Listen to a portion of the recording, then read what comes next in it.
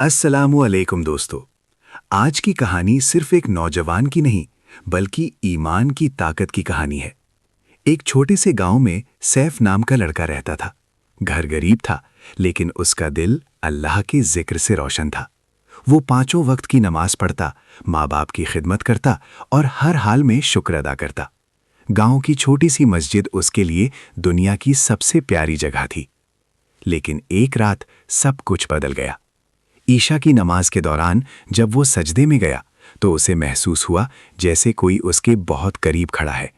उसने आंखें खोली तो देखा एक काला सांप फन फैलाए उसके सामने मौजूद है।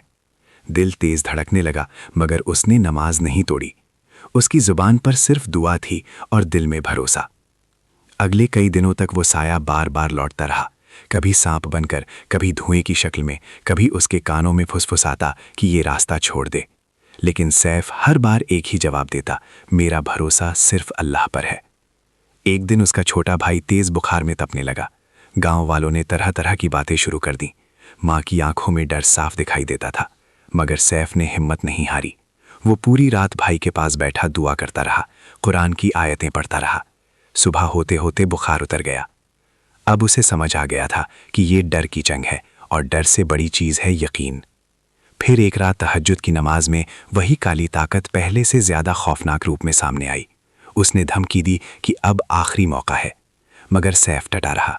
उसने पूरे यकीन के साथ आयतुल कुर्सी पढ़ना शुरू किया। जैसे जैसे वो पढ़ता गया वो साया कमजोर पड़ता गया।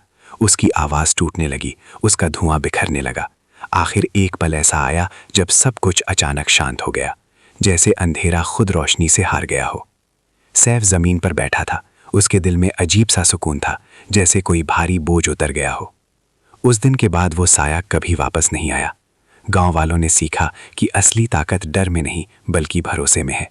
मुश्किलें जरूर आएंगी, डराने की कोशिश करेंगी, लेकिन अगर ईमान मजबूत हो तो कोई अंधेरा ज्यादा देर टिक नहीं सकता। याद रखिए, जब दिल में सच्चा यकीन हो तो हर बुराई हार जाती है। अगर आपको ये कहानी पसंद आई हो तो इसे ज़रूर आगे पहुंचाइए, क्योंकि एक अच्छी बात कई दिलों को रोशन कर देती है।